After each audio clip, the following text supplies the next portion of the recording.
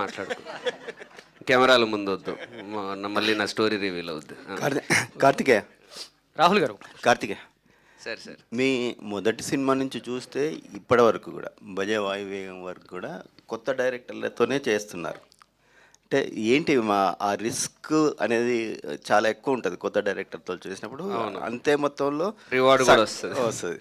So ఆ courage ఏంటండి మీకు? అంటే కొత్త డైరెక్టర్తోనే చేయడానికి ఏంటి అది? అంటే కొత్త డైరెక్టర్ పాత డైరెక్టర్ అని ఎప్పుడు చూడలేదండి. బికాజ్ నాకు ఇన్ఫ్యాక్ట్ అదే మీరు చెప్పినట్టు కొత్త డైరెక్టర్లో రిస్క్ ఎంత ఉన్నా, సపోజ్ అంటే ఈరోజు నాకు పూరి జగన్నాథ్ గారితోనో రాజమౌళి గారితోనో చేసే ఛాన్స్ ఈరోజు రాకపోవచ్చు. నెక్స్ట్ అయ్యే పూరి జగన్నాథ్, నెక్స్ట్ అయ్యే రాజమౌళి గారితో మేబీ నేను చేస్తుండొచ్చు కదా, ఆ ఛాన్స్ నాకు ఉంటుంది కదా నేను డెబ్యూ డైరెక్టర్స్తో చేస్తున్నప్పుడు. సో నేను నా మ్యాక్సిమం అదే పిక్ చేసుకోవడానికి ట్రై చేస్తాను. అండ్ కొత్త డైరెక్టర్స్తో ఇంకొక మెయిన్ థింగ్ ఏముంటుందంటే వాళ్ళు ఫస్ట్ టైం ఎన్నో ఇయర్స్ నుంచి ఒక కథ ప్రిపేర్ చేసుకుంటారు. హిట్ అయ్యాక సెకండ్ సినిమాకి కొంచెం తక్కువ టైం ఉంటుంది. వాళ్ళ ఆశలన్నీ, వాళ్ళ డ్రీమ్స్ అన్నీ ఫస్ట్ సినిమా మీద చాలా ఎక్కువ పెడతారు. వాళ్ళకి చాలా ఇంపార్టెంట్ అది లైఫ్లో. అండ్ ఫస్ట్ సినిమా హీరోని వాళ్ళు చాలా బాగా చూపిద్దామని వాళ్ళు చిన్నప్పటి నుంచి వాళ్ళు చూసిన హీరోలన్నింటినీ నా మీదే పెడతారు. సో అందుకే నేను ఫస్ట్ మూవీ డైరెక్టర్స్కి కూడా చాలా ప్రిఫర్ చేస్తాను.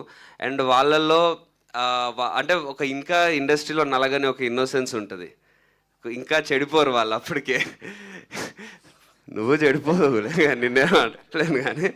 సో దానివల్ల వాళ్ళతో పనిచేస్తున్నప్పుడు కూడా చాలా హార్ట్ టు హార్ట్ కనెక్షన్ కూడా చాలా బాగుంటుంది. అండ్ ఇద్దరం జెన్యున్లీ ఒకరికొకరం మంచి విష్ చేసుకుంటాం.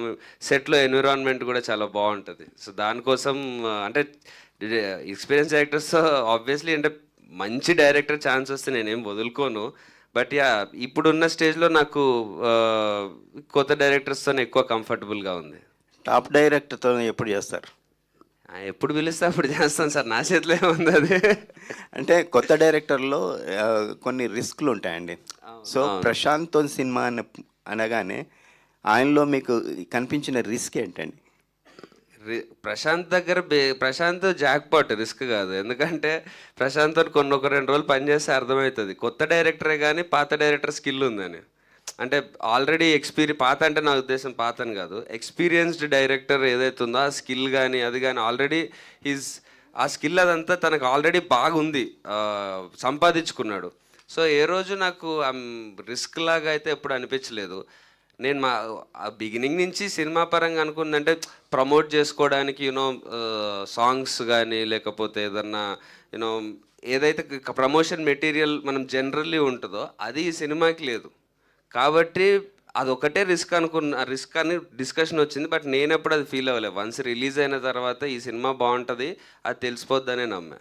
కానీ RX100 తర్వాత మీకు అప్స్ కంటే డౌన్సే ఎక్కువ కనిపించాయి.